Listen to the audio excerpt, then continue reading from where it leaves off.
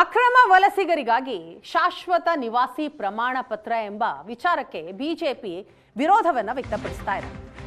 ರಾಜ್ಯ ಸರ್ಕಾರದ ನಡೆಯನ್ನ ಡಿಸಿಎಂ ಪರಮೇಶ್ವರ್ ಅವರು ಸಮರ್ಥಿಸಿಕೊಂಡಿದ್ದಾರೆ. ಪ್ರಿಯಾಂಕ್ ಖರ್ಗೆ ಅವರು ಕೂಡ ಸಮರ್ಥಿಸಿದ್ದಾರೆ. ರಾಜ್ಯ ಸರ್ಕಾರ ಪಿಆರ್ಸಿ ಕೊಡಬಾರದು ಅಂತ ಎಲ್ಲಿದೆ ಅಂತ ಗೃಹ ಸಚಿವ ಪ್ರಿಯಾಂಕ್ ಖರ್ಗೆ ಪ್ರಶ್ನೆ ಮಾಡಿದ್ದಾರೆ. ಬಂಗಾಳದಲ್ಲಿ 1 ಕೋಟಿ ಜನರನ್ನ ಮತಪಟ್ಟಿಯಿಂದ ಡಿಲೀಟ್ ಮಾಡಿದ್ರು. ಪಾಸ್ಪೋರ್ಟ್, ಆಧಾರ್, ಪಿಆರ್ಸಿ ಕೊಟ್ಟರು ಪೌರತ್ವ ಅಲ್ಲ ಅಂತ ಹೇಳ್ತಾರೆ. ಪೌರತ್ವ ಸಾಬೀತಿಗೆ ಯಾವ ದಾಖಲೆ ಕೊಡಬೇಕು ಅಂತ ಪ್ರಶ್ನೆ ಮಾಡಿದ್ದಾರೆ.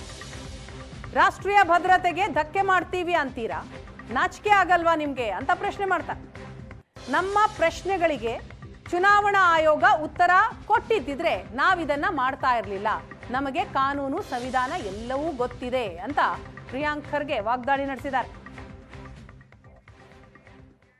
ನಿಮ್ಮ ಪರ್ಮನೆಂಟ್ ರೆಸಿಡೆನ್ಸಿ ಸರ್ಟಿಫಿಕೇಟ್ ಕೊಡ್ತಾ ಇರೋದು ಸರ್ಕಾರಿ ಅಧಿಕಾರಿಗಳು. ನಿಮ್ಗೇನಾದರೂ ತೊಂದರೆ ಇದ್ದರೆ ಅದನ್ನು ಪ್ರೂವ್ ಮಾಡಿ. ನೀವು ಇಲ್ಲಿ ವಾಸ ಮಾಡ್ತಾ ಕೊಡಬೇಕಲ್ಲ, ವಾಸ ಪ್ರಮಾಣ ಶಾಶ್ವತ.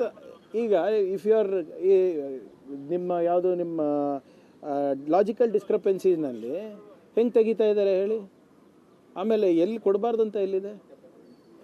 ಈಗ ವೆಸ್ಟ್ ಬೆಂಗಾಲಲ್ಲಿ ನೋಡಿದ್ರಲ್ಲ, ಸುಮಾರು 1 ಕೋಟಿ ಜನರಿಗೆ, ನಾಗರಿಕರಿಗೆ ಏಕಾಏಕಿ ತೆಗೆದುಬಿಟ್ರು. ನೀವು ಪಾಸ್ಪೋರ್ಟು, ನಿಮ್ಮ ಸಿಟಿಸನ್ಶಿಪ್ ಪ್ರೂವ್ ಮಾಡಲ್ಲ ಅಂತೀರಾ, ಆಧಾರ್ ಕಾರ್ಡು ಅಂತ ಇಲ್ಲ, ನಿಮ್ಮ ರೆಸಿಡೆನ್ಸಿ ಸರ್ಟಿಫಿಕೇಟು ಇಲ್ಲ ಅಂತೀರಾ, ಬ್ಯಾಂಕ್ ಅಕೌಂಟ್ ಕೊಟ್ಟರೆ ಅದನ್ನೂ ಇಲ್ಲ ಅಂತೀರಾ. ಮತ್ತು what is your document to prove your citizenship? ಇವ್ರ ಆರೋಪ ಭಾಳ ಸ್ಪಷ್ಟವಾಗಿದೆ, ಬಾಂಗ್ಲಾದೇಶಿಗಳಿಗೆ ನಾವು ಕೊಡ್ತಾ ಇದ್ದೀವಿ ಅಂತ. ಇವರಿಗೆ ಯಾವುದೇ ರೀತಿಯಾದಂಥ ಸುಳಿವು ಸಿಗ್ತಾ ಇಲ್ಲ, ಯಾವುದೇ ಎಕ್ಸ್ಕ್ಯೂಸ್ ಸಿಗ್ತಾ ಇಲ್ಲ. ಇವರು ಹೊಸ ಎಕ್ಸ್ಕ್ಯೂಸ್ಗಳನ್ನು ಸೃಷ್ಟಿ ಮಾಡ್ತಾ ಇದ್ದಾರೆ. BLA ಮಾಡಿದ್ರು, ಇದು ಮಾಡ್ತಾ ಇದ್ದಾರೆ. ನ್ಯಾಷನಲ್ ಥ್ರೆಟ್ ಅಂತ ಇದು ರೀ. We are a state government, ಜವಾಬ್ದಾರಿ ಅಂತ ರಾಜ್ಯ ಸರ್ಕಾರ. ನಾವು ನಮಗೆ ನ್ಯಾಷನಲ್ ಥ್ರೆಟ್ ಅಂತ ಹೇಳ್ತೀರ, ನಾಚಿಕೆ ಬರಲ್ವಾ BJP ಅವರಿಗೆ? SIR ಮಾಡಲು 13 ದಾಖಲೆ ಕೊಡಬೇಕು ಅನ್ನೋ ನಿಯಮ ಇದೆ. ರಾಜ್ಯ ಸರ್ಕಾರದ ಮಿತಿಯ ಒಳಗಡೆ ನಾವು ಪ್ರಮಾಣ ಪತ್ರ ಕೊಡಿ ಅಂತ ಹೇಳಿದೆ.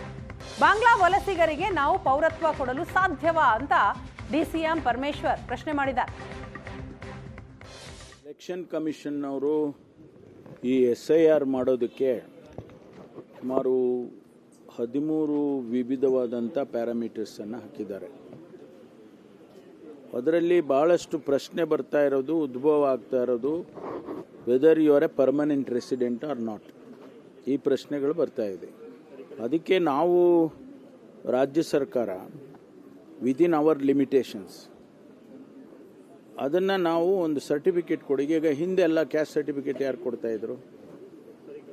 ಹಿಂದೆ ಎಲ್ಲ, ಈಗ ನಾವೆಲ್ಲ ಶಾಲೆಯಲ್ಲಿ ಓದುವಾಗ ನಮಗೆ ಸರ್ಟಿಫಿಕೇಟ್ ಕೊಡೋರು. ಅದೇ ಪ್ರಕಾರ ಅದೇ ಕಂಟಿನ್ಯೂ ಮಾಡಿದ್ದೀವಿ. ಅದೇನು ಹೊಸದಾಗಿ ಮಾಡುವಂಥದ್ದಲ್ಲ.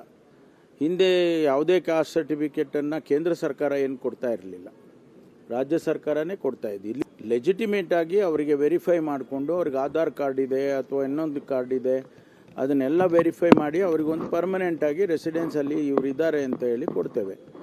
ಅದರಲ್ಲಿ ಏನು ತಪ್ಪಿದೆ? ಈಗ ರೆಸಿಡೆನ್ಸ್, ಪರ್ಮನೆಂಟ್ ರೆಸಿಡೆನ್ಸ್ ಸರ್ಟಿಫಿಕೇಟ್ ಕೊಡುವಾಗ ಒಂದು ವೇಳೆ ಅದರಲ್ಲಿ ಕ್ಯಾಸ್ಟ್ ಸರ್ಟಿಫಿಕೇಟ್ ಕ್ಯಾಸ್ಟ್ ಅನ್ನು SIRಗಾಗಿ ಸರ್ಕಾರದಿಂದ ಶಾಶ್ವತ ನಿವಾಸಿ ಪತ್ರ ಅನ್ನೋ ವಿಚಾರಕ್ಕೆ ಸಂಬಂಧಪಟ್ಟ ಹಾಗೆ ಪೌರತ್ವ ಕೊಡುವ ಅಧಿಕಾರ ಇರೋದು ರಾಜ್ಯಕ್ಕಲ್ಲ, ಕೇಂದ್ರ ಸರ್ಕಾರಕ್ಕೆ ಮಾತ್ರ. ರಾಜ್ಯ ಸರ್ಕಾರದ ವಿರುದ್ಧ ಶಾಸಕ ಜನಾರ್ದನ ರೆಡ್ಡಿ ವಾಗ್ದಾಳಿ ನಡೆಸಿದಂತಹ ಪರಿ ಇದು. ಬಂಗಾಳದಲ್ಲಿ ಮಮತಾಗೆ ಜನ ಬುದ್ಧಿ ಕಲಿಸಿದಂತೆ ಇಲ್ಲೂ ಆಗತ್ತೆ.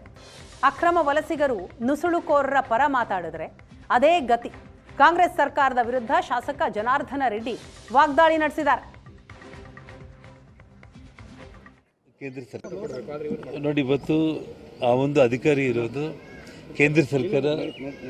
ಇವತ್ತು ಒಬ್ಬ ಪೌರತ್ವವನ್ನು ಕೊಡುವಂಥ ಒಂದು ಅಧಿಕಾರಿ ಇರೋದು ಕೇಂದ್ರ ಸರ್ಕಾರಕ್ಕೆ, ರಾಜ್ಯ ಸರ್ಕಾರಕ್ಕೆ ಅಧಿಕಾರನೇ ಇಲ್ಲ. ಅಂದರೆ ಇವರು ಅನಾವಶ್ಯಕವಾಗಿ ಜನಗಳಲ್ಲಿ ಗೊಂದಲ ಸೃಷ್ಟಿ ಮಾಡಿ ಏನೋ ಜನರು ನಮ್ಮನ್ನು ಮೆಚ್ಕೋಬೇಕು ಅನ್ನೋಂಥದ್ದಕ್ಕೆ ಬರೀ ಹೇಳಿಕೆಗಳಿಗೆ ಮಾತ್ರ ಸೀಮಿತ ಆಗುವಂಥ ಸ್ಟೇಟ್ಮೆಂಟ್ಗಳಿಗೆ ಬಿಟ್ಟರೆ, ಅಧಿಕೃತವಾಗಿ ಅಧಿಕಾರಿ ಇರುವಂಥದ್ದು ಕೇಂದ್ರ ಸರ್ಕಾರಕ್ಕೆ. ನೋಡಿ, ಮಮತಾ ಬೆನರ್ಜಿ ಅಂತ ಅವರಿಗೆ ಇವತ್ತು ಬೆಂಗಾಲಿ ಜನರು ನಮ್ಮ ಪಶ್ಚಿಮ ಬಂಗಾಳದಲ್ಲಿ ಯಾವ ರೀತಿ ಬುದ್ಧಿ ಕಲಿಸಿದ್ದಾರೋ ಇದೇ ರೀತಿ ಇವರು ಹೀಗೆ ಮುಂದೆ ಬರೆದರೆ ಈ ರೀತಿ ಅಂದರೆ ಈ ನುಸುಳುಕೋರರ ಪರವಾಗಿ ಅಕ್ರಮ ವಲಸಿಗರರ ಪರವಾಗಿ ಈ ರೀತಿ ಹೇಳಿಕೆಗಳನ್ನ ಕೊಡೋದು ಆಯಿತು ಅಂತಂದರೆ ಕರ್ನಾಟಕ ರಾಜ್ಯದಲ್ಲೂ ಕೂಡ ಇವರಿಗೆ ಒಳ್ಳೆಯ ಪಾಠವನ್ನು ಜನ ಕಲಿಸ್ತಾರೆ.